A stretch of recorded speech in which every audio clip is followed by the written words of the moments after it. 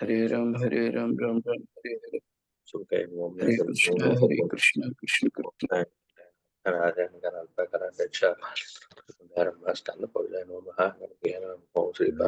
హరే కృష్ణ. చాలా చాలా సంతోషం అండి ఈరోజు మీ అందరితో. हरे कृष्ण दंडवत प्रणाम प्रभु जी। హరే కృష్ణ మాతాజీ, దండవత్ ప్రణామ్. दंडवत प्रणाम। దండవత్ ప్రణామ్. हरे कृष्ण प्रभु जी दंडवत प्रणाम। హరే కృష్ణ మాతాజీ, దండవత్ ప్రణామ్. हरे कृष्ण प्रभु जी धन्यवाद प्रणाम। దండవత్ ప్రణామ్ మాతాజీ. हरे कृष्ण प्रभु जी धन्यवाद प्रणाम। హరే కృష్ణ, దండవత్ ప్రణామ్. మనం ప్రార్థనతో కార్యక్రమాన్ని మొదలు పెట్టుకుందాం. ఓకే. हरे कृष्ण प्रभु जी। హరే కృష్ణ మాతాజీ. ఓం చెప్పండి మాతాజీ జ్ఞానతిమిరంధస్య ఓం జ్ఞానతిమిరంధస్య జ్ఞానాంజనాశలాఖ్యం చక్షురున్మిళితం येन తస్మై శ్రీగురవే నమః. శ్రీచైతన్యమనోభీష్టం స్థాపితం येन భూతలే స్వయం రూపः కథా మహ్యం దదాతి స్వపదాంతికం. వందేహం శ్రీగురో శ్రీతపదకమలాం శ్రీగురు వైష్ణవాం చ శ్రీరూపం సాగజాతం సహగణా రఘునాథాన్వితం తం సజీవం సాద్వైతం సావధూతం పరిజనాసహితం కృష్ణ చైతన్య దేవం శ్రీ రాధాకృష్ణ పాద సహగణలలిత శ్రీ విశాఖాన్వితాం స నమాం విష్ణుపాదాయ కృష్ణపృష్ఠాయ భూతలే శ్రీమతే భక్తి వేదాంత స్వామి నితి నామినే నమస్తే సారస్వతే దేవి గౌరవాణి ప్రచార నిర్విశేష శూన్యవాది పాశ్చాత్య స్థానే నమో మహావదన్యాయ కృష్ణ ప్రేమ ప్రదాయతే కృష్ణాయ కృష్ణ చైతన్య నామ్నే గౌరతుసే నమః. हे कृष्ण करुणा सिंधु दीनबंधो जगत्पते गोपेशा गोपिका कांता राधा कांता नमोस्तुते तप्त कांचन गौरांगे राधे वृंदावनेश्वर वृषभानुसुते देवी प्रणमामि हरिप्रिये. वंशा कल्पतरोभ्यश्च कृपा सिंधुभ्यो च पतितानां पावनेभ्यो वैष्णवेभ्यो नमो नमः. जय श्री कृष्ण चैतन्य प्रभु नित्यानंद श्री अद्वैत गदाधर श्रीवासादि गौर भक्तवृंद. हरे कृष्णा कृष्ण कृष्ण हरे हरे, हरे राम राम राम हरे हरे. जय जय श्री चैतन्य, जय नित्यानंद, जय द्वैत चंद्र, जय गौर भक्त वृंदा. ओम नमो भगवते वासुदेवाय, ओम नमो भगवते वासुदेवाय, ओम नमो भगवते वासुदेवाय. नारायणं नमस्कृत्य नरं चैव नरोत्तमं देवीं सरस्वतीं व्यासं ततो जयमुदीरयेत्. मुखं करोति वाचालं पङ्गुं लङ्घयते गिरिं यत्कृपातमहं वन्दे श्रीगुरुं दिनतारणं परमानन्दमाधवं श्रीचैतन्य ईश्वरम्. हरे कृष्ण. అందరికీ స్వాగతం అండి ఈరోజు సెషన్లోకి. క్షమించాలి లేట్ అయినందుకు. సో మనం ఆలస్యం చేయకుండా సెషన్ మొదలు పెట్టుకుందాం. సో నిన్న మనము ఏ శ్లోకం వరకు చర్చించుకోవడం జరిగింది? 27, 28 ప్రభుజీ 3.27-28. ఓకే. సో ఈరోజు మనం 29 శ్లోకం చర్చించుకోవడానికి ప్రయత్నం చేద్దాం. ఓకే.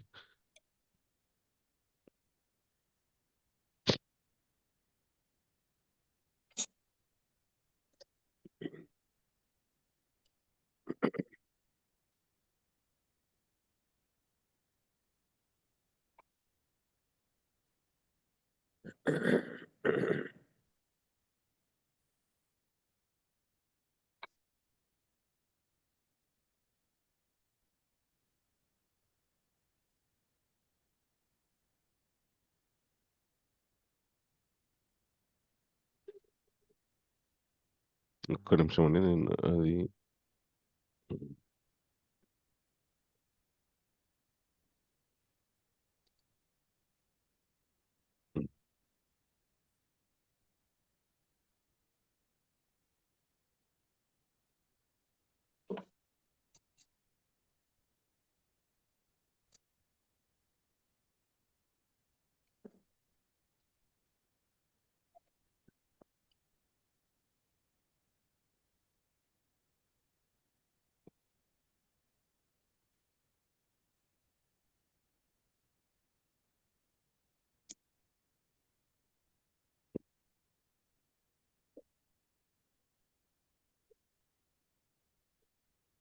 అందరికి స్క్రీన్ కనిపిస్తుందా?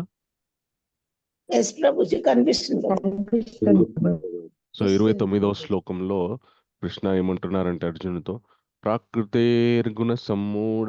నాతో పాటు అందరు చెప్పండి, ప్రాకృతేర్గుణ సమ్మూఢ ప్రాకృతే గుణ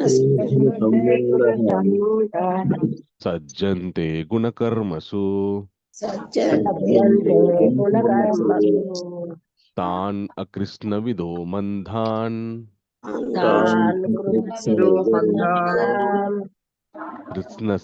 కృష్ణస్య విచలయేత్. कृष्ण विन्नचाले ప్రాకృతేర్గుణ సమ్మూఢ సజ్జంతే గుణకర్మసు ప్రకృతి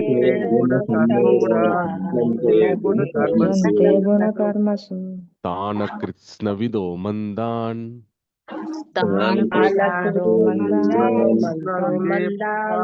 కృష్ణస్య విన్న విచలేత్. ఓకే, సో ఈ అనువాదము ఎవరు చదువుతారు? పావనికే మాతాజీ చదవండి మాతాజీ. హరే కృష్ణ ప్రభుజీ. హరే కృష్ణ మాతాజీ. అనువాదం. భౌతిక ప్రకృతి గుణములచే మోహితులైన అజ్ఞానులు భౌతిక కర్మల యందు పూర్తిగా నిమగ్నులై ఆసక్తులై ఉండురు. కర్త యొక్క అజ్ఞాన కారణమున ఆ కర్మలు అధమోములైనప్పటికీ జ్ఞానవంతుడు వారిని కలత పెట్టారు. ఓకే, తర్వాతి 2 శ్లోకాలు కూడా చదివి మనం దీని గురించి చర్చ చేసుకుందాం. ఓకే, తర్వాత కృష్ణ ఏమంటారంటే మై సర్వాణి కర్మాణి సన్యస్య ఆధ్యాత్మ చేతసా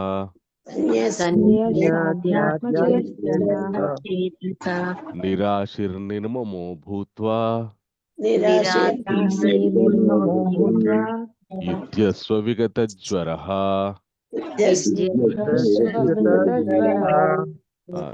గిరిజా రామారావు మాతాజీ అనువాదం చదవండి. హరే కృష్ణ ప్రభుజీ. దండవత్ హరే ప్రణామం. కృష్ణ, దండవత్ ప్రణామం. ట్రాన్స్లేషన్ పర్పడ్ బై శ్రీల ప్రభుపాద్ జై. అందుచే ఓ అర్జున, నన్ను కూర్చిన పరిపూర్ణ జ్ఞానము కలవాడపై ఫలాపేక్ష మరియు మమతత్వమును విడిచి నీ కర్మలన్నింటినీ నాకు సమర్పించి అలసత్యమును విడి యుద్ధం చేయము. హరే కృష్ణ ప్రభుజీ. థ్యాంక్ యూ మాతాజీ. హరే కృష్ణ. తర్వాత శ్లోకం కూడా చదువుకుందాం. ఏ ఏ మతం ఇదం నిత్యం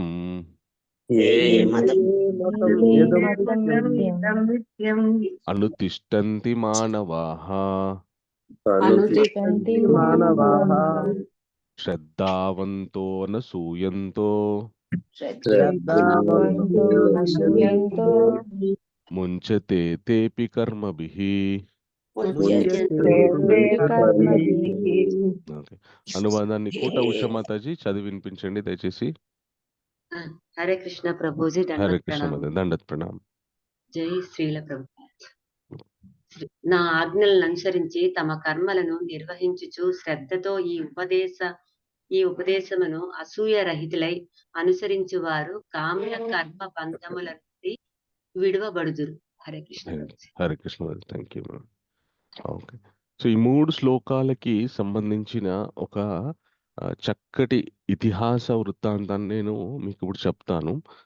సో ఆ ఇతిహాసం విన్న తర్వాత దాంట్లో ఎక్కడ ఏ శ్లోకం ఆపాదించబడుతుంది మీరు చెప్పాలి. అంటే ఈ శ్లోకాల యొక్క అర్థం ఏంటి అంటే, సో అజ్ఞానపరులైనటువంటి వాళ్ళు కామ్యమైన కర్మలతో మోహితులైపోయి వాళ్ళు ఏదో కర్మలు చేస్తూ ఉంటారు.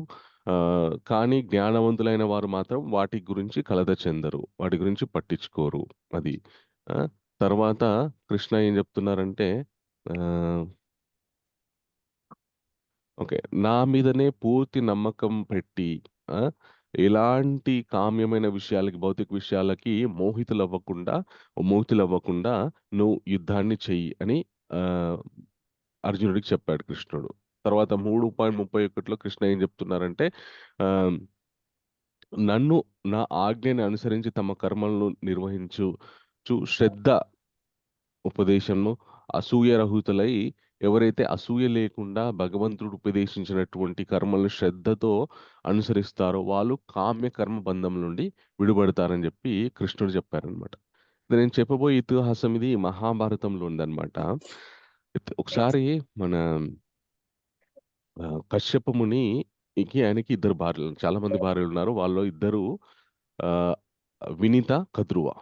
ఓకే, సో వీళ్ళిద్దరు కూడా కశ్యప ముని దగ్గరికి వెళ్ళి మాకు సంతానాన్ని ప్రసాదించండి అని కోరుకోవడం జరిగింది. సో కశ్యప ముని ఏం చేశారంటే, తప్పకుండా మీకు సంతానం ప్రసాదిస్తానని వాళ్ళకి సంతానాన్ని ప్రసాదించడం జరిగిందనమాట. వాళ్ళు గర్భం దాల్చారు. కశ్యపుని చెప్పారనమాట, ముందు వీళ్ళు సంతానం అడిగే ముందు అడుగుతారు, వినీతని కద్రువని అడుగుతారనమాట. కద్రువని, నీకు ఎలాంటి సంతానం కావాలంటే, నాకు చాలా శక్తివంతమైనటువంటి 1000 మంది పిల్లలు కావాలంట అడుగుతుందన్నమాట. అనగానే సరే అని చెప్పి నీకు 1000 మంది పిల్లలు పుడతారని చెప్తాడు.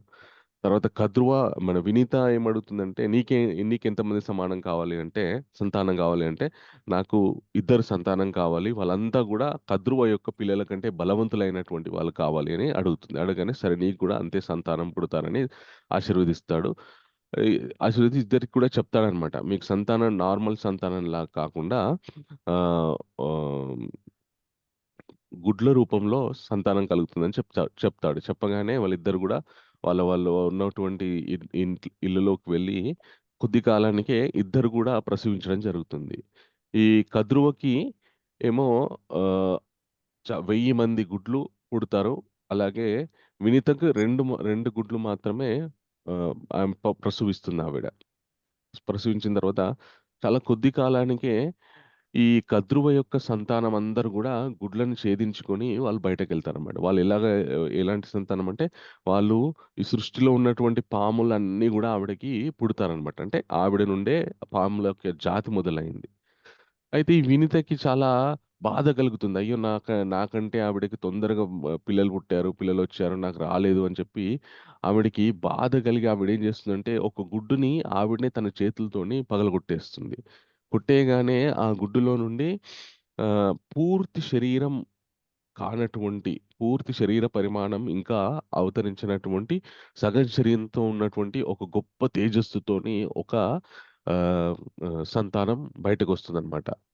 ఆయనకి అంటే ఆహ్, నాభి కింద కడుపు వరకి ఉంటుంది శరీరం. కడుపు కింద తర్వాత ఇంగ తొడలు, కాళ్ళు ఇవి ఉండవనమాట. ఆయన బయటికొచ్చి, "ఎంత పని చేశావమ్మా! నువ్వు అత్యంత శక్తివంతమైనటువంటి సంతానం కావాలని కశ్యప్ మునిని నువ్వు కోరుకున్నావు. అంత శక్తివంతమైనటువంటి సంతానం రావాలంటే చాలా కాలం పడుతుంది గదా! నువ్వెందుకు తొందరపడి నన్ను ఛేదించి నన్ను పూర్తి శరీరం కాకుండా బయటకు తీసావు నువ్వు. నన్ను ఇట్లా పూర్తి శరీరం కాకుండా బయటకు తీసావు గాబట్టి నిన్ను నేను శపిస్తున్నాను. నువ్వు 500 సంవత్సరాలు దాసిగా దాసివైపోతావు" అని చెప్పి శపిస్తాడన్నమాట. శపించగానే తల్లి, క్షమించు నాయనా, నేను సంతానం కలగలేదని తొందరపాటుతోని ఇలా ఈ గుడ్డుని ఛేదించడం జరిగింది. నా తప్పే. నేను పూర్తి శరీర పరిమాణం కలగకుండా నిన్ను బయటకి తీసుకురావడం నా తప్పే. కానీ నువ్వు ఇచ్చిన శాపానికి విముక్తి ఎలాగా అంటే, అప్పుడు అతను చెప్తాడన్నమాట. తల్లి, తొందరపడి నన్ను బయటకు తీసినట్టు ఈ ఇంకొక సంతానమైనటువంటి నువ్వు ప్రసవించిన ఈ గుడ్డులో బలశాలి రాబోతున్నాడు. అతను ఎప్పుడొస్తాడో అప్పటి వరకు నువ్వు వేచి చూడు.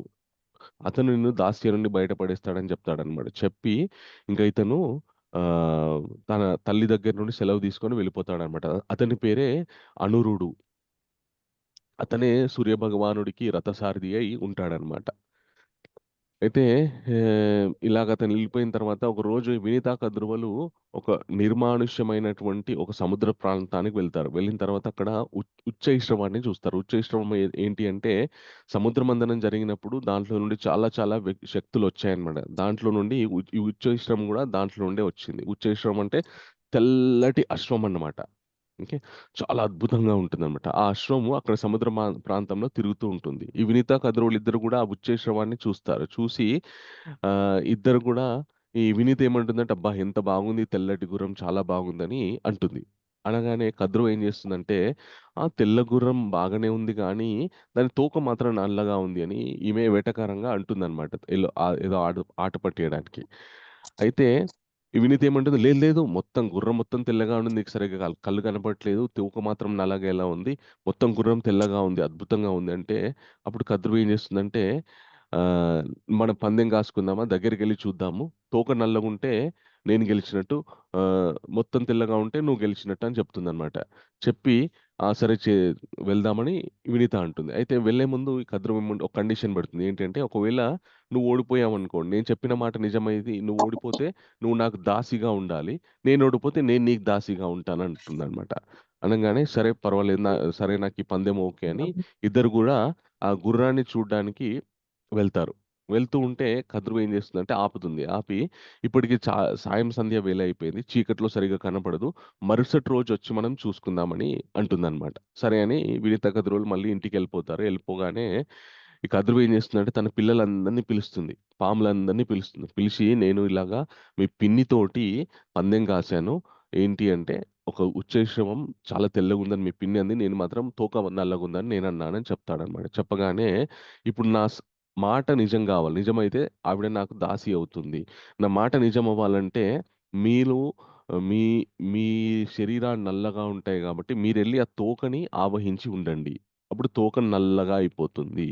అప్పుడు నా మాట గెలుస్తుంది అంటుందన్నమాట. అనంగానే కొందరు పాములేమో తల్లిని దూషిస్తారన్నమాట. తల్లి, "అమ్మ ఎందుకట్లాగా మోసం జేయడం పిన్నిని?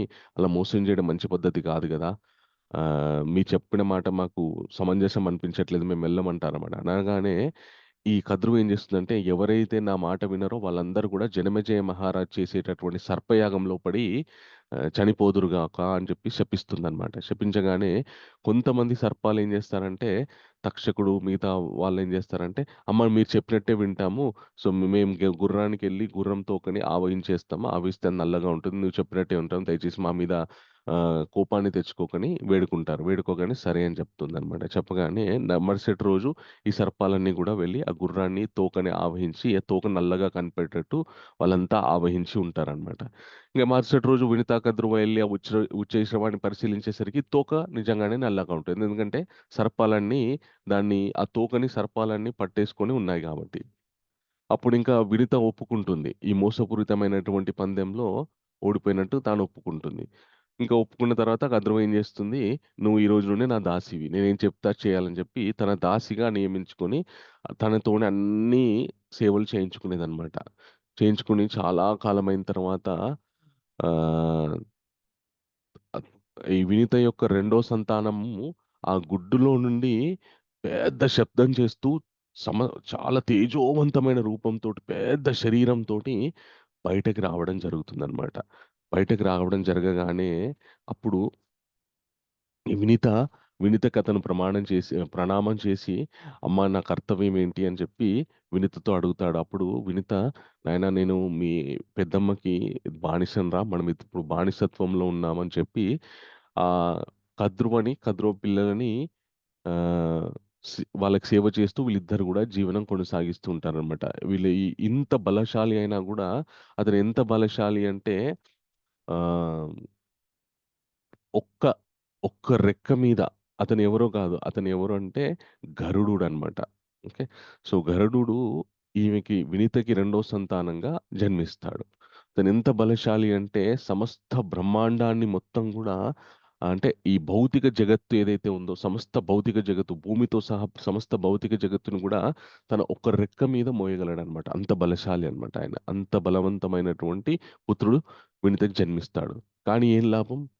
కద్రువ పెట్టినటువంటి మోసపూరితమైన పందెంలో బానిసలైపోయి, వాళ్ళకి సేవ చేయాల్సినటువంటి దుస్థితి ఏర్పడింది.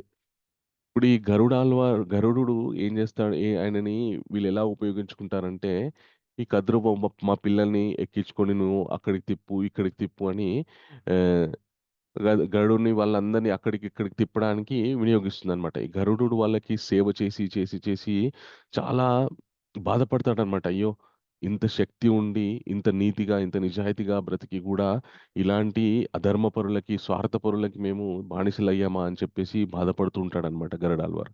అప్పుడు ఆహ్, వాళ్ళ అమ్మని అడుగుతాడనమాట. తల్లి మనకెప్పుడు ఈ దాస్యం నుండి బయటపడడం?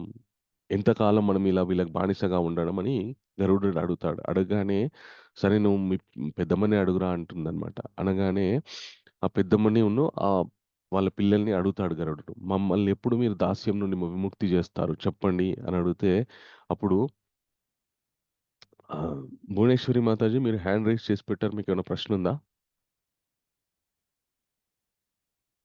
లేదు ప్రభుజీ. అది అప్పుడే శ్లోకాలు చదివే ఆ! చదివేసినాను. ఓకే. సో, అప్పుడు ఈ గరుడుడు వాళ్ళని అడుగుతాడనమాట. అనగానే వాళ్ళేం జెప్తారంటే, ఈ కద్రో సంతానమైనటువంటి పాములందరూ గూడా ఏం జెప్తారంటే, "మాకు నువ్వు అమృతాన్ని తెచ్చిపెట్టు. అమృతం సేవించిన తర్వాత మాకు నువ్వు ఒకవేళ అమృతం తెచ్చిస్తే మేము అమృతం సేవిస్తాం. అమృతం సేవించిన తర్వాత ఆహ్, ఒ మిమ్మల్ని దాస్యం నుండి విముక్తి జేస్తాం" అని జెప్పి చెప్తారు. చెప్పగానే, "సరే మీకిప్పుడు అమృతం తెచ్చిస్తే మీరు నన్ను దాస్యం నుండి విముక్తి చేస్తారు గదా!" మమ్మల్ని దాస్యం నుండి విముక్తి చేస్తారు కదా అంటే, అవును ఖచ్చితంగా మిమ్మల్ని దాస్యం నుండి విముక్తి చేస్తామంటారనమాట. అనగానే ఇంకా ఈ గరుడు ఏం చేస్తాడంటే తల్లి దగ్గరికి వెళ్ళి తల్లి ఆశీర్వాదం తీసుకొని, అమ్మ నేను అమృతాన్ని తీసుకొస్తాను, తీసుకొచ్చి ఈ పెద్దమ్మ యొక్క పిల్లలకి ఇచ్చేస్తాను, ఆ, వాళ్ళు అప్పుడు మనల్ని దాస్యం నుండి విముక్తి చేస్తారని చెప్తాడు. చెప్పగానే అంటాడనమాట గరుడు, తల్లి అమ్మ నేను అమృతం తీసుకురావాలంటే చాలా శక్తి కావాలి, కానీ నేను ఇప్పుడు చాలా ఆకలితో ఉన్నాను, నేను ఏం చెయ్యాలి, నాకు ఆకలి తీరాలంటే ఏం చేయాలంటే మీ నాన్నగారిని అడుగు అని చెప్తుంది. నాన్నగారిని అడుగు అని చెప్తే నాన్నగారి దగ్గరికి వెళ్తాడనమాట. నాన్నగారు ఎవరు? కశ్యపముని. కశ్యపమునికి జరిగిందంతా చెప్తాడు. చెప్పిన తర్వాత నాన్న ఇప్పుడు నేను అమృతాన్ని తీసుకురావడానికి వెళ్తున్నాను, కానీ మార్గం నాకు చాలా ఆకలితో ఉన్నాను, నా ఆకలి తీరాలంటే నేను ఏం చేయాలి చెప్పు అని అడుగుతాడు. అనగానే నాయన నువ్వు వెళ్తుంటే మార్గమధ్యంలో ఒక గొప్ప సరోవరం ఉంది. అక్కడ 2 జీవులు ఎప్పుడూ పొట్లాడుకుంటూ ఉంటాయి. ఒకటేమో గజము, ఒకటేమో కశ్యపము. అంటే తాబేలు. ఒక ఏనుగు, తాబేలు ఎప్పుడు పోట్లాడుకుంటూనే ఉంటాయి. వాటిని నువ్వు తినేసేయి అని చెప్తాడనమాట. అయితే ఏనుగు, తాబేలు ఎవరు అంటే అన్నదమ్ములు పూర్వజన్మలో.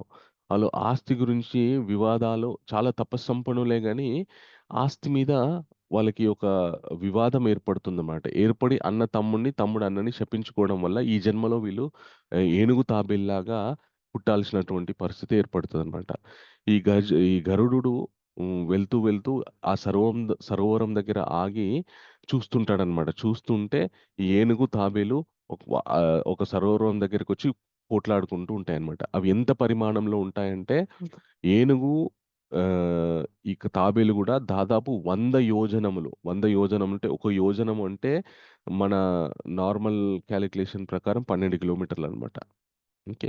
సో, 100 యోజనాలు అంటే దాదాపు 1200 కిలోమీటర్లు వ్యాపించి ఏనుగు అదే అంతే పరిమాణంలో మన తాబేలు గూడా ఉంటుందన్నమాట. సో, అంటే అవి 1200 కిలోమీటర్ల వై శరీరంతోటి వ్యాపించున్నటువంటి ఆ 2 జీవులను తినడానికి గరుడు అక్కడికెళ్తాడనమాట. అంటే ఆయన శరీరం ఇంకెంత వ్యాపించి ఉంటుందో మనం అర్థం జేసుకోవచ్చు. ఆయన అవి పొట్లాడుకుంటుంటే గాల్లోకి ఎగిరి ఒక్కసారి ఆయన తన గోళ్ళతోటి ఆ రెండిటిని గూడా పట్టుకొని గాల్లోకి ఎగిరిపోతాడనమాట. ఎగిరిపోయి ఒక పెద్ద వృక్షం మీద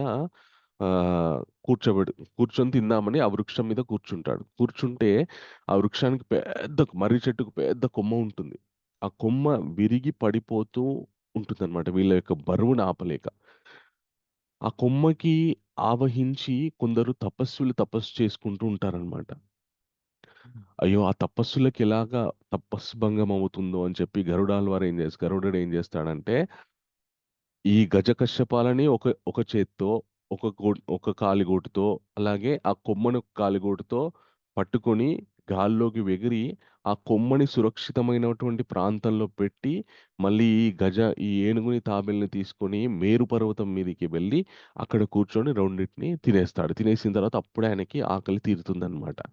తీరి ఇంకప్పుడు గాల్లోకి ఎగిరి స్వర్గలోకానికి వెళ్తుంటాడు. స్వర్గలోకానికి ఆహ్, విశ్వకర్మ కాపలా కాస్తుంటారనమాట.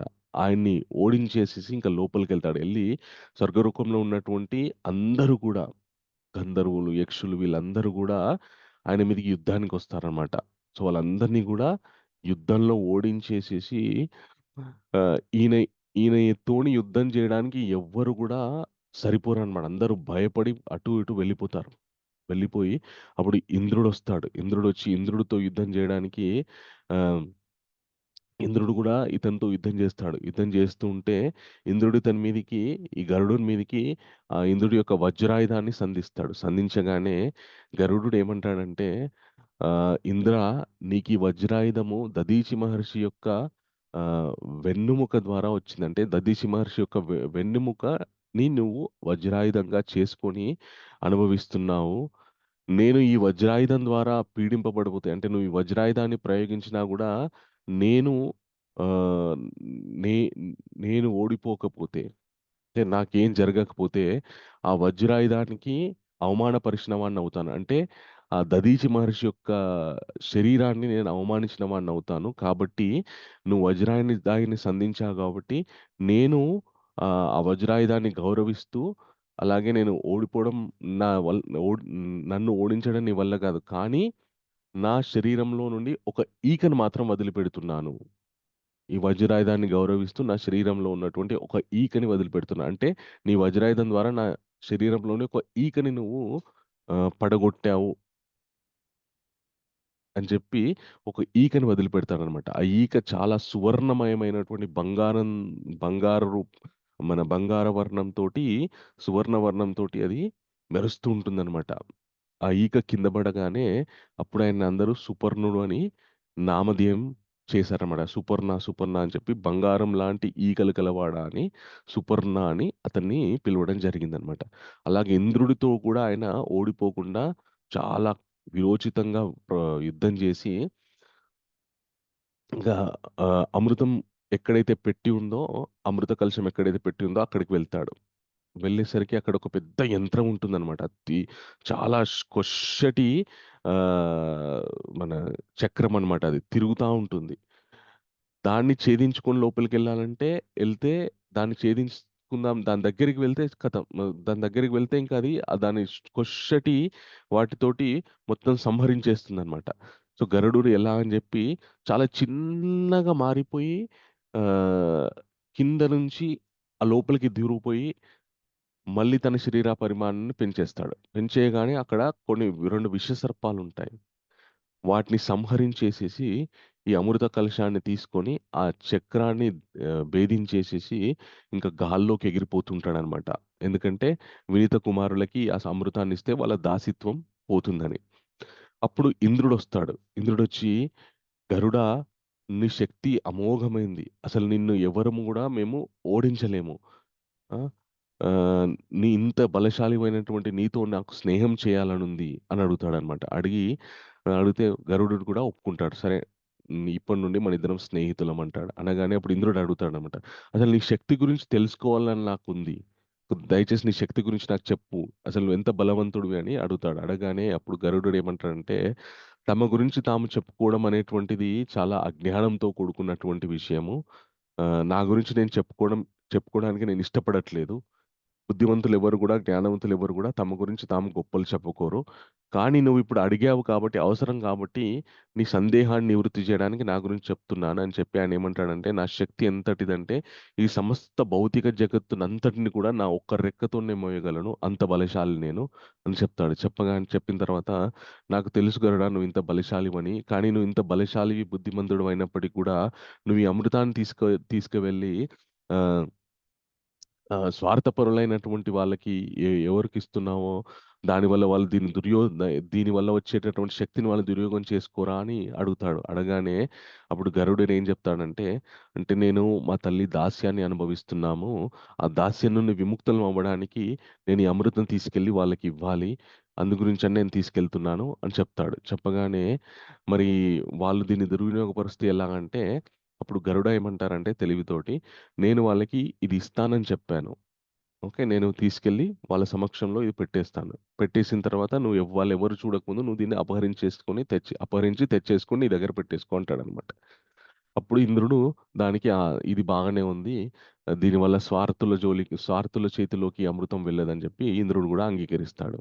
అయితే ఇక్కడ గరుడుడు అమృతాన్ని సేవిస్తే చాలా కాలం మన అమరత్వం పొందుతారు. అంటే దేవతల్లాగా చాలా కాలం జీవించే ఒక ఆయుష్ ప్రమాణం పెరుగుతుంది. కానీ గరుడుడు అంత బలశాలి అయినా కూడా అమృతాన్ని తీసుకొని తీసుకొని వస్తున్నా గూడా ఆయన అందులోని ఒక్క బిందువు గూడా సేవించడానికి ఆయన ఇష్టపడలేదు.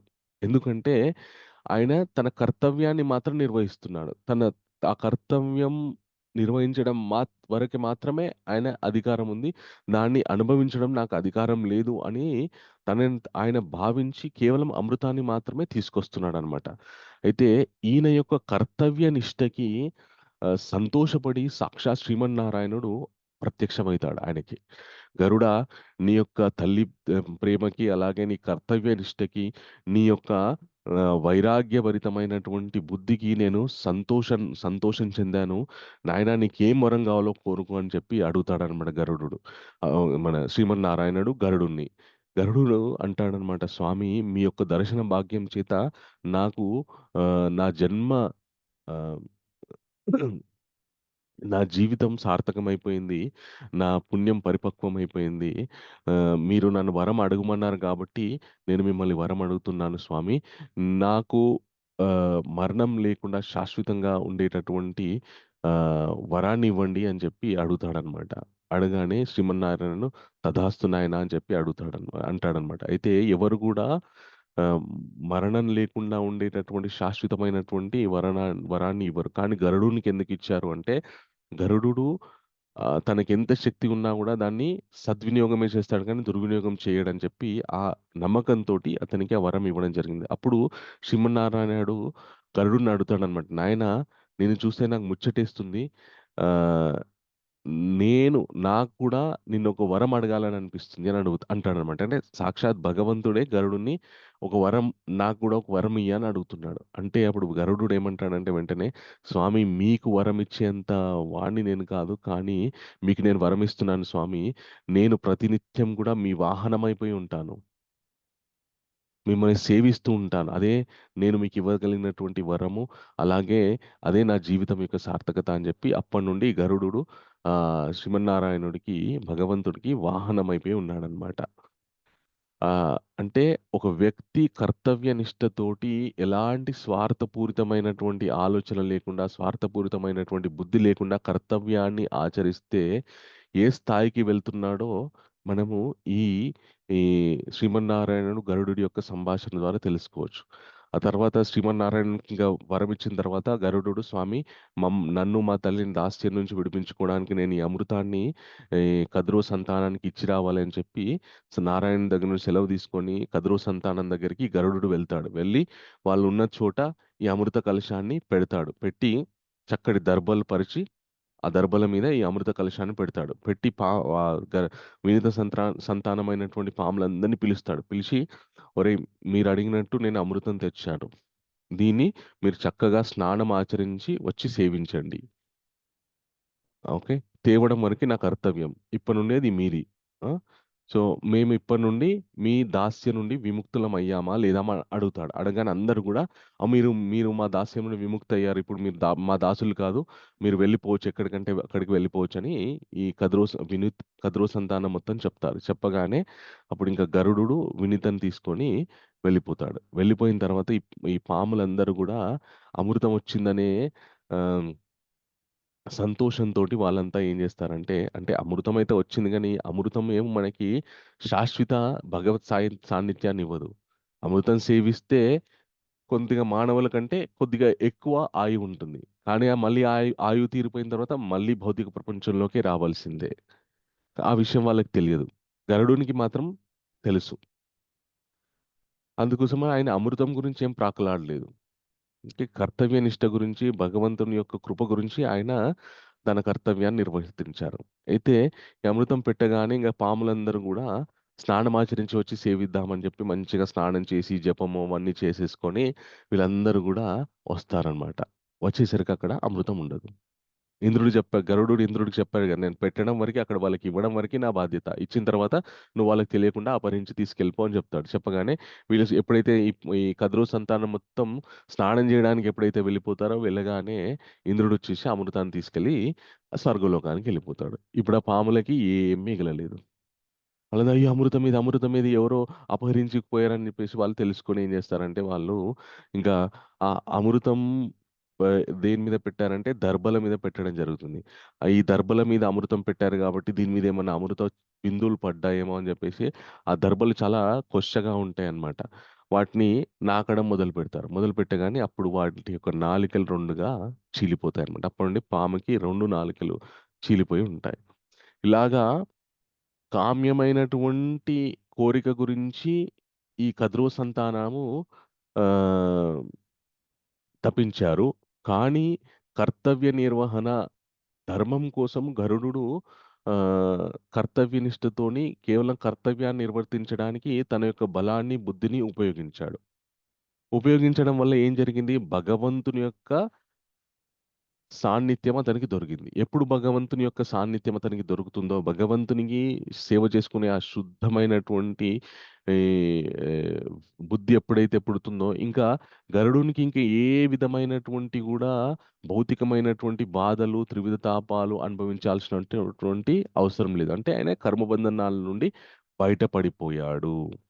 సో మొదట అజ్ఞానులైనటువంటి వాళ్ళు కామ్యమైన కోరికల్ని కోరుకున్నారు.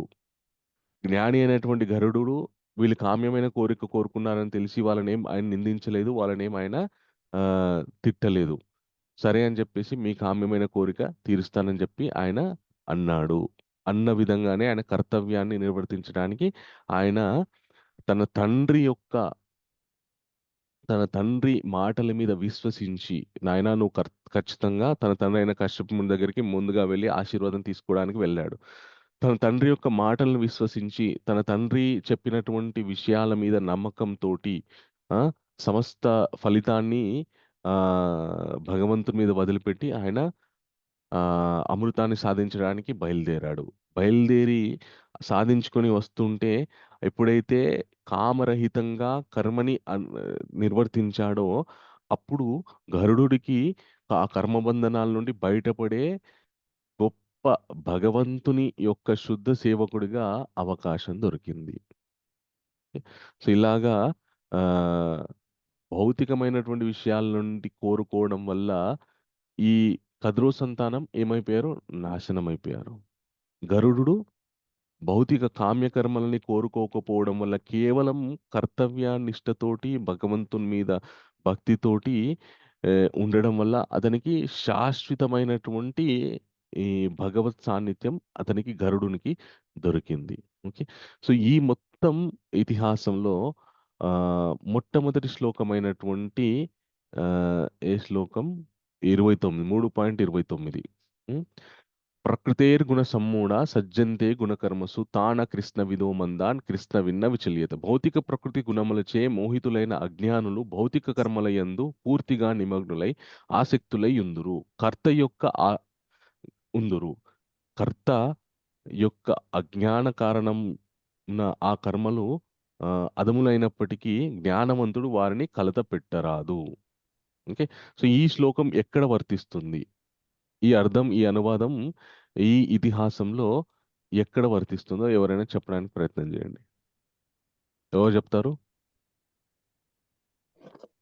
హరే కృష్ణ ప్రభుజీ. హరే కృష్ణ మాతాజీ. అంటే ఈ సర్పాలు భౌతికంగా ఉండి కామ్యకర్మలు చేస్తారు కాబట్టి వాళ్ళు నాశనం అయిపోతారు ప్రభుజీ. ఓకే, గరుడ మీరు అడగలేదు క్వశ్చన్. అంటే క్వశ్చన్ ఏంటి అంటే ఇప్పుడు ఈ 3.29లో ఏం చెప్తున్నారు? అజ్ఞానులు భౌతికమైనటువంటి కామ్య కోరికల ద్వారా వాళ్ళు ఎప్పుడు కూడా భౌతికమైనటువంటి కర్మలు చేస్తూనే ఉంటారు. కానీ జ్ఞాని మాత్రం కలత చెందడు ఆ విషయాల్లో అని చెప్పి చెప్తున్నారు. జ్ఞాని అంటే గరుడ సంతానం అజ్ఞానంతో ఉంటారు. అజ్ఞానంతో సంతానం జ్ఞానంతో గరుడ జ్ఞానంతో ఉంటారు. పాములన్నీ అజ్ఞానంతో ఉండి వాళ్ళ భౌతిక కర్మల కోసం కర్మ చేస్తారు. పాములన్నీ కూడా అజ్ఞానంతో అమృతం కావాలి అంటే అమృతమే మనకి శాశ్వతత్వం ఇస్తుందా, భగవంతుని యొక్క సాన్నిధ్యం ఇస్తుందా, అదేం ఆలోచించలేదు వాళ్ళు. అమృతం గొప్పదైనప్పటికీ కూడా అది కూడా అశాశ్వతమే కదా. ఎందుకంటే పూర్తి ఇంకా భగవంతుని యొక్క సాన్నిధ్యం మనకైతే దొరకదు. కేవలం మన ఆయు ప్రమాణం కొద్దిగా పెరుగుతుంది తప్ప మళ్ళీ అది అయిపోయిన తర్వాత మళ్ళీ భౌతిక ప్రపంచంలోకి రావాల్సిందే. సో దాని గురించి ఆయన అమృతాన్ని సేవించే శక్తి ఆయనకు ఉంది. ఆయన అమృతాన్ని అంత విరోచితంగా పోరాడి ఆయన తీసుకొచ్చారు. ఆయన సేవించాలనుకుంటే కానీ ఆయన సేవించలేదు. ఎందుకు? అనవసరం, భౌతికమైనటువంటి విషయం అది. దాన్ని సేవించి నేను పొందేది ఏముంది అని చెప్పి ఆయన దాన్ని సేవించలేదు. కేవలం దాన్ని తీసుకురావడానికి మాత్రమే ఆయన యోచన చేశాడు తప్ప సేవించలేదు. అంటే జ్ఞాని యొక్క ప్రవర్తన ఎలా ఉంది?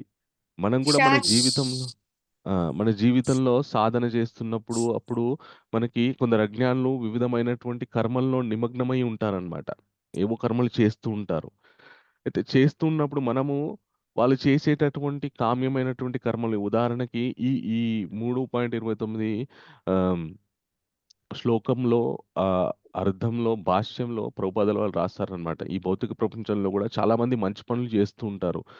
వాళ్ళ పేరు ప్రఖ్యాతలను పెంచుకోవడానికి అన్నదానమని, ఆ దానమని, ఈ దానమని ఏదో దానాలు చేస్తుంటారు. పేరు ప్రఖ్యాతలు పెంచుకోవడానికి. అలా చేస్తున్న వాళ్ళ దగ్గరికి మనం వెళ్లి, "నువ్వు ఇవన్నీ ఎందుకు చేస్తున్నావు?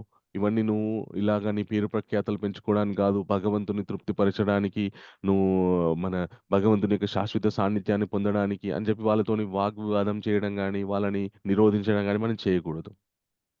సరే చేస్తున్నాడు గదా! ఏదో ఒకటి చేస్తున్నాడు గదా! అని చెప్పేసి మనము ఆహ్, మెల్లగా వాళ్ళకి చాలా మంచి పని జేస్తున్నారు మీరు. అలాగే భగవంతుని మీద భక్తి పెంపొందించడానికి ప్రయత్నం చేయండి అని చాలా సున్నితంగా చెప్పడానికి ప్రయత్నం చేయాలి తప్ప వాళ్ళని ఖండించొద్దు. ఎందుకంటే చాలామంది ఎంతోమంది అన్నదానమని, ఇంకా మన ఏదో వస్తువుల దానం అని జెప్పేసి, బట్టల దానం అని జెప్పేసి ఏవేవో దానాలు జేస్తుంటారనమాట. ఎందుకు జేస్తారంటే సమాజంలో వాళ్ళ యొక్క పేరు ప్రఖ్యాతలు పెంపొందించుకోవడానికి. అది చేస్తూ ఫోటోలు దిగుతూ, ఫోటోలు యూట్యూబ్‌లో, ఫేస్‌బుక్‌లో, పేపర్‌లో వేయించుకోవడానికి చేస్తుంటారండి. దానివల్ల ఏమొస్తుందంటే సమాజంలో నాకు పేరొస్తుందంటారు అని అనుకుంటాడు. కానీ సమాజంలో అతను ఈ భౌతిక ప్రపంచంలో ఎంతకాలం ఆయన శాశ్వతం ఆయువుందో అసలు. తెలియదు. అ అశాశ్వతమైనటువంటి ఆయువుతోటి అల్పమైన పనులు చేయడం వల్ల సమయం వృధా అయితుంది గానీ, దానివల్ల ఏం ప్రయోజనం లేదు. అశాశ్వత కొంతకాలం పేరుంటుందేమో. ఈయన మంచి పనులు చేస్తాడని పేరుంటుందేమో. శరీరం పడిపోయిన తర్వాత అందరూ గూడా మర్చిపోతారు.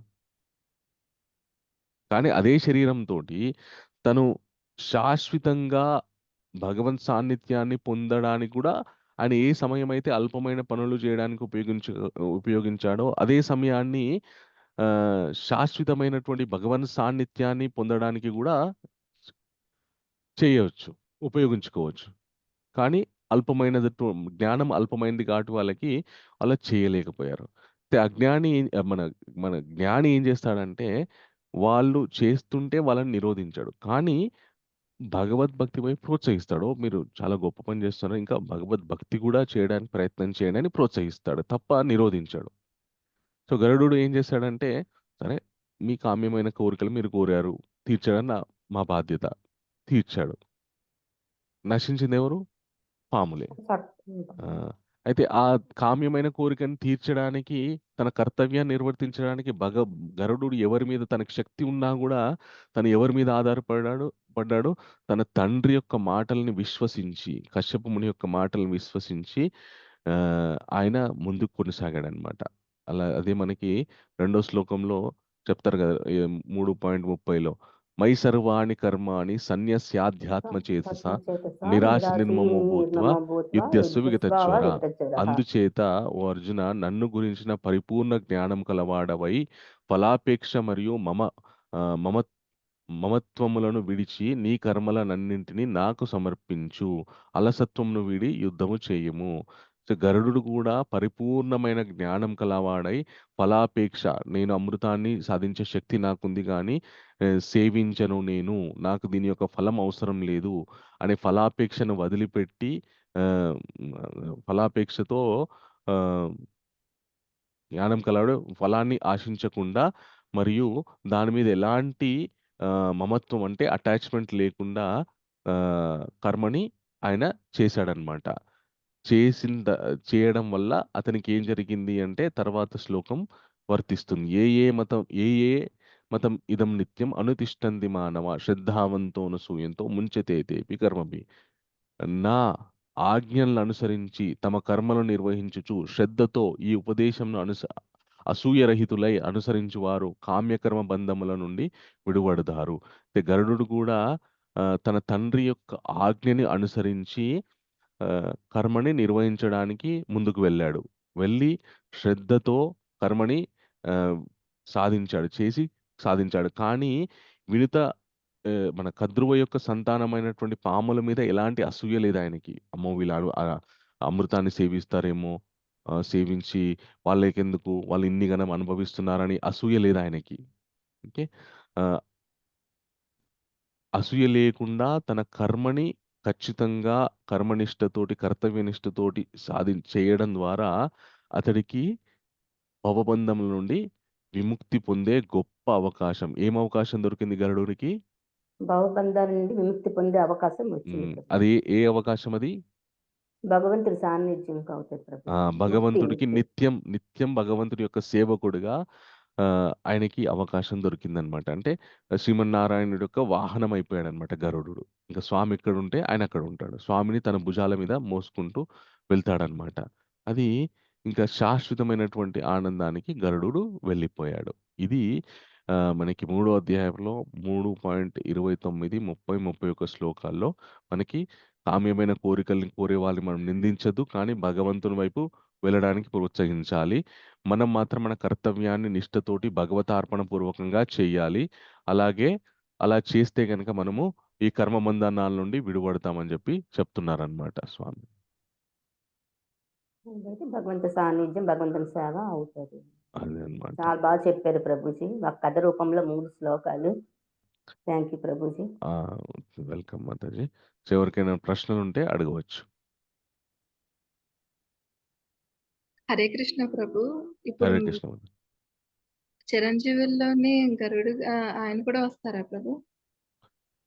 ఆయన చిరంజీవుల కంటే కూడా అతీతమైనటువంటి సప్త చిరంజీవులని ఉంటారనమాట. వ్యాస భగవానుడు, అశ్వత్థామ, ఆంజనేయ స్వామి, విభీషణుడు, ఇలాగా సప్త చిరంజీవులు అని ఉంటారు. వీళ్ళు కల్పం వరకు ఉంటారు. చిరంజీవత్వం ఈ చిరంజీవులు ఎవరైతే ఉన్నారో ఈ కల్పం, ఈ శ్వేతవరాహ కల్పం అంతం వరకు ఉంటారు. ఆ తర్వాత వాళ్ళు కూడా శరీరాన్ని వదిలిపెట్టవలసిందే. కానీ గరుడు ఇంకా అంతకంటే దీర్ఘాయు ఉంటుంది. ఓకే. ఓకే. చందన మాతాజీ, ఎస్ మాతాజీ, మీకేం ప్రశ్న ఉందా? ఎస్ ప్రభు. హరే కృష్ణ ప్రభు. హరే ధన్యవాదాలు. కృష్ణ మాతాజీ, దండత్. ఒక చిన్న డౌట్ ప్రభు. మనం ఇప్పుడు చాంటింగ్ చేసేటప్పుడు 108 చేస్తాం కదా ప్రభు. 108 నెంబర్ ఇంపార్టెంట్ ఏంటి ప్రభు? జనరల్ గా నా ఫ్రెండ్ అడిగింది. నాకు అది కొంచెం చిన్న డౌట్ గా ఉండిపోయింది. ఓకే. 108 యొక్క ప్రాముఖ్యత ఏంటి అంటే ఆ మనకి 27 నక్షత్రాలు ఉన్నాయి. ఇప్పుడు మీరున్నారు. మీకు ఒక జన్మ నక్షత్రం ఉంది. ఆ నక్షత్రంలో మీరు జన్మించారు. ఇప్పుడు నేనున్నాను. నా జన్మ నక్షత్రం ఉంది. మనకి అశ్విని, భరణి, పునర్వసు, ఉత్తరాషాఢ, ధనిష్ట, శతభిషము, స్వాతి, శ్రవణ అని ఇట్లా 27 నక్షత్రాలు ఉన్నాయన్నమాట. ఎస్ ప్రభు. ఓకే. సో ఈ 27 నక్షత్రాలు కూడా ఒక 24 గంటల సమయాన్ని ఆవహించి ఉంటాయన్నమాట.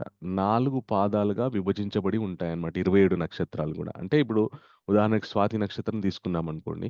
స్వాతి నక్షత్రం మొదటి పాదం, స్వాతి నక్షత్రం రెండవ పాదం, స్వాతి నక్షత్రం మూడవ పాదం, స్వాతి నక్షత్రం నాలుగో పాదం అని 24 గంటల సమయాన్ని మొత్తం ఈ నక్షత్రం ఆవహించి ఉంటుంది. ఎలాగా 4 భాగాలుగా ఆవహించి ఉంటుందన్నమాట.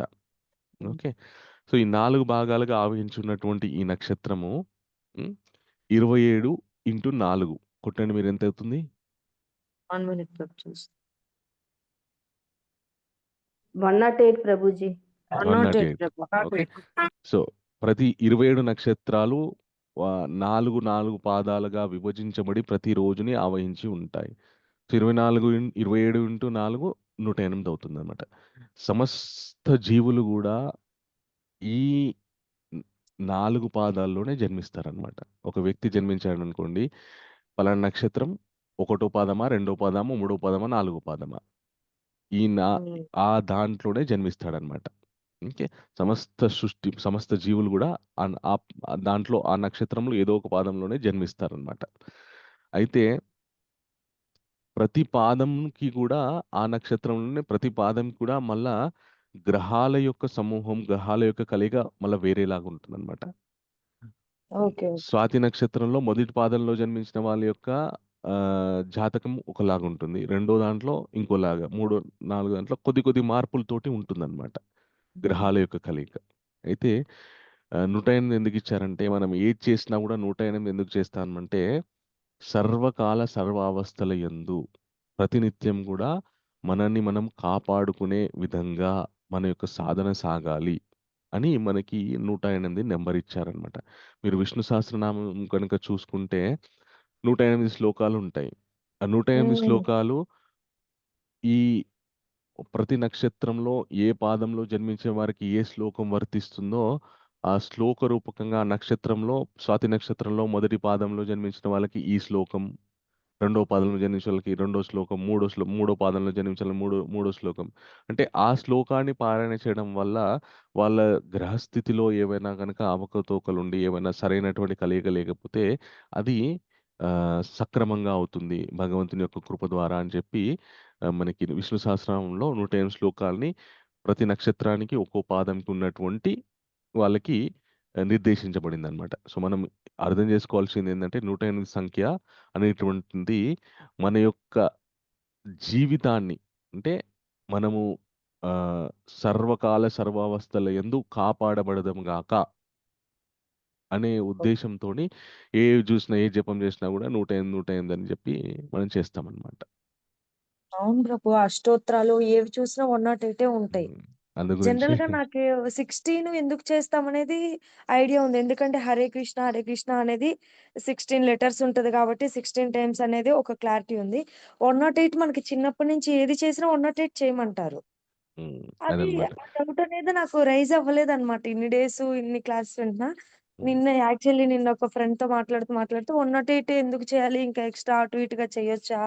అని అడిగింది. లేదు 108 ఏంటి? ఎందుకు అని అన్నది. నాకు అక్కడ కొంచెం అంటే క్లారిటీ ఎక్స్‌ట్రా మిస్ అయింది. చెయ్యొచ్చు. కానీ 108 అనే 108 అనే సంఖ్యకి ప్రాముఖ్యత ఏంటి అంటే 27 నక్షత్రాలుంటూ 4 పాదాలు = 108 అంటే సర్వకాల సర్వావస్థలు 24/7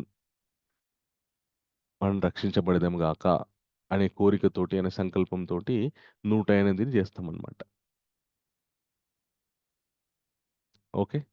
ఓకే ప్రభు. థాంక్ యూ సో మచ్ ప్రభు. వెల్కమ్. హరే కృష్ణ. ప్రణయ్ మాతాజీ, యెస్, మీకేమైనా ప్రశ్న ఉందా? హరే కృష్ణ ప్రభుజీ, దండవత్ హరే ప్రణామ్. కృష్ణ. దండవత్ ప్రణామ్. థ్యాంక్ యూ ప్రభుజీ. ఈరోజు ఇంపార్టెంట్ శ్లోకాస్ కథ రూపంలో చెప్పారు, మాకు ఈజీగా గుర్తుంటుంది. ఒక ప్రశ్న ఉండింది ప్రభు. యెస్ మాతాజీ. ఇది 2.31లో హ్మ్. అసూయ రహితులై మనం భగవంతుడిని సేవించాలని ఒక దగ్గర చెప్తారు కదా ప్రభు కృష్ణుడు. అంటే హ్మ్. మరి అసూయ అనేది అట్లా ఎందుకు చెప్పారు? ఆ ఒక్క గుణాన్ని ఎందుకు అట్లా హైలైట్ చేశారు అని డౌట్ ఉండింది ప్రభు. అంటే ఓకే. అసూయ అసూయ రహితంగా సేవించాలి అంటే ఎలా? ఓకే. 3.30లో మై సర్వాణి కర్మాణి సన్యస్యాది ఆత్మచేతస 31 ప్రభు. 31 గదా! 3.31. ఏ మతమిదం నిత్యం అనుతిష్టంతి మానవ శ్రద్ధావంతో నసూయంతో. ఓకే. సో, అసూయ రహితంగా ఎందుకు చేయమని జెప్పారు అంటే, ఒకవేళ మనకు అసూయ ఉందనుకోండి, మనకి సరైనటువంటి బుద్ధి, నిశ్చలత కలగదు. అసూయ అంటే ఏంటి అంటే, మనం ముందు తెలుసుకోవాలి. అసూయ అంటే ఆహ్, ఇతరులకి ఏదైనా ఐశ్వర్యం ఉందనుకోండి, అదేమైనా కావచ్చు. గుణం గావచ్చు, ఆస్తిపాస్తులు కావచ్చు, అందం కావచ్చు, ఇంకేమైనా ఏ భౌతికపరమైనటువంటి విషయమైనా కావచ్చు, ఆధ్యాత్మికపరమైనటువంటి విషయమైనా కావచ్చు. మనకంటే కొద్దిగా గొప్పగా ఉన్నారనుకోండి, ముందు స్థానంలో ఉన్నారనుకోండి, మనము ఆహ్, సహించలేము. వాళ్ళ మీద అసూయ పెరిగిపోతుంది. వాళ్ళకుంది నాకు లేదు, వాళ్ళకుంది నాకు లేదు, వాళ్ళకుంది నాకు లేదని ఒక రకమైనటువంటి బుద్ధి ఏర్పడుతుందనమాట. అలాంటి బుద్ధికి లోనవ్వకుండా యుద్ధం చెయ్యని చెప్పి అర్జునుడికి అలాంటి బుద్ధికి లోనవ్వకుండా ఎప్పుడైతే కర్మలు ఆచరిస్తాడో, అప్పుడు కర్మబంధనాల నుండి విముక్తి పొందుతాడు. అయితే భక్తులం మనము దీన్ని ఎలాగా అర్థం చేసుకోవాలి అంటే, మనకు సాధన చేస్తున్న క్రమంలో ఏం జరుగుతుంది అంటే, ఒక్కొక్కసారి మనము ఇతరుల మీద అసూయతోటి, ఇతరుల మీద వాళ్ళు జేస్తున్నారు, నేను జేస్తలేను. వాళ్ళు ఏ మన చాంటింగ్ బాగా జేస్తున్నారు, నేను చేయలేకపోతున్నాను.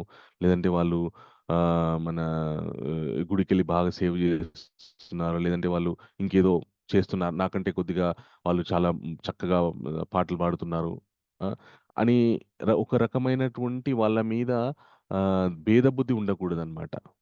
ఉండకుండా మనం మన సాధన మనకు చేతనైనంత మేరకి చేయడానికి ప్రయత్నం చేయాలి. ఎప్పుడైతే ఇతరుల మీద భేదబుద్ధితోటి వాళ్ళు చేయగలుగుతున్నారో నేను చేయలేను. వాళ్ళే చేస్తున్నారు. వాళ్ళకి ఆ! అనే భేదబుద్ధి ఎప్పుడైతే ఏర్పడుతుందో అప్పుడు మనం చేసేటటువంటి సాధన గూడా మనం సరిగ్గా చేయలేమనమాట. సమాజంలో గూడా అంతే అన్నమాట. సో, అసూయ ఎవరికైతే ఉంటుందో వాళ్ళు తమ జీవితాన్ని గూడా వాళ్ళు సరిగ్గా గడపలేరు. తమ జీవితంలో గూడా వాళ్ళు విజయం పొందలేరనమాట. ఓకే. సో, అందు గురించని అసూయ లేకుండా ఎప్పుడైతే కర్మల్ని చేస్తారో అప్పుడు కర్మబంధనాల నుండి బయటపడతారు. Okay Prabhu. Thank you. Hare Krishna. Welcome Mataji. Hare Krishna. Pavani Mataji మీకేమైనా ప్రశ్న ఉందా? హరే కృష్ణ ప్రభుజీ ఉంది హరే ప్రభుజీ. కృష్ణ మాతాజీ. ఎస్ మాతాజీ. చెప్పిన కథ ప్రకారం ఆ, యాక్చువల్గా వినీతకి 2 గుడ్లు అంటే ఒక గుడ్డు పక్కన అదే చిన్న ఆమెకి పుట్టేశారు నాకు పుట్టలేదు అని ఆమె చిద్రిస్తుంది. అప్పుడు ఒక శాపం ఇస్తారు కదా ప్రభుజీ, ఉమ్, ఉమ్, దాస్యత్వం చేయమని.